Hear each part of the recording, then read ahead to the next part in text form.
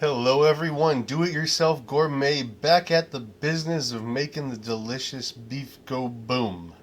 Today we've got ribs and I'm going to tell you how we do them.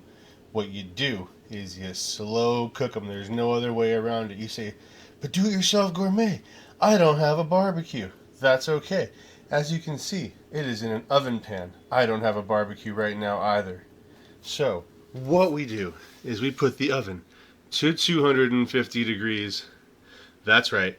And then, once that oven is preheated, we're going to put the meat in for about an hour. That's right, 60 minutes, flip it over, 60 minutes on the other side. Then we're going to crank up the heat to 400 degrees and cook it for a final 30 minutes, maybe 20 if it's looking good at that point. Now there's a step in between where we cover it after 30 minutes with a little bit of foil. That way the juices remain. But here we go. Alright, we've got our pork ribs, and I said beef last time, so you can laugh at me on that one. We got our pork ribs ready to go. The oven's at 250. We're going to close it, put 60 minutes on the timer, flip it over, and put 60 minutes again. Put 60 minutes, and we'll be back in an hour. Alright, now we have let an hour pass, and we are pulling these ribs out. Ooh, nice little steam popping out of the side. That's always a good sign. We're going to uncover them. Hello, ribs.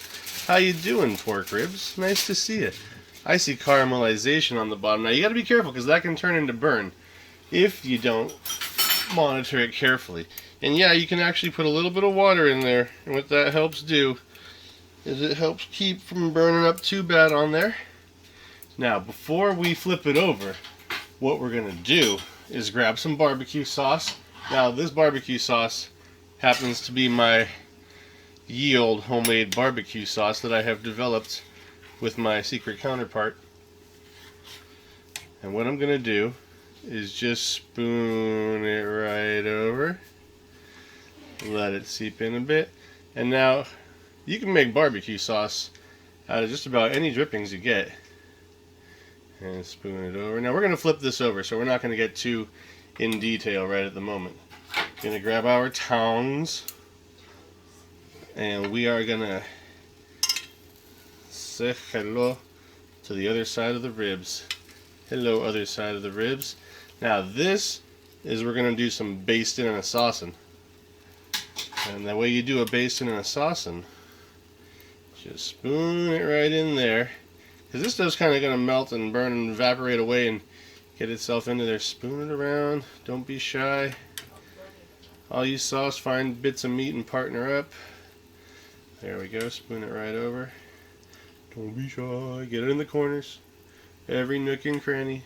Not an English muffin, but ribs are just as good. Alright, and boom. Now, there, what we're going to do, cover that old thing back up.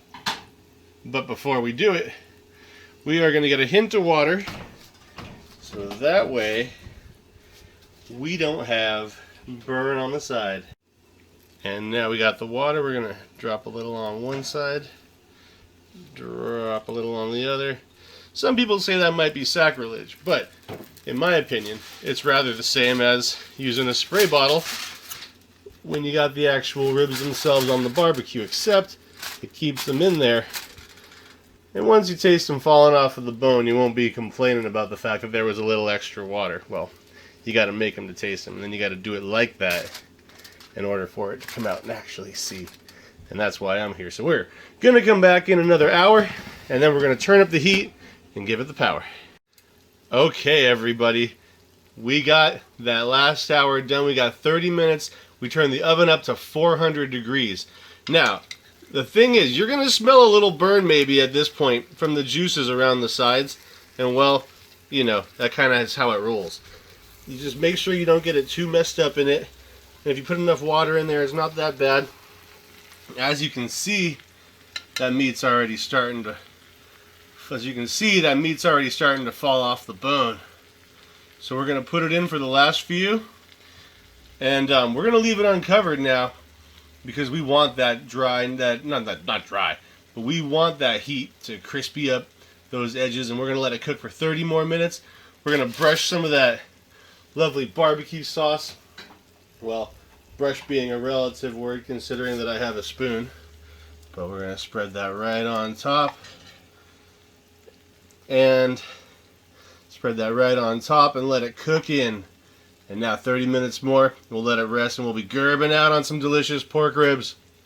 And this, ladies and gentlemen, is our final product.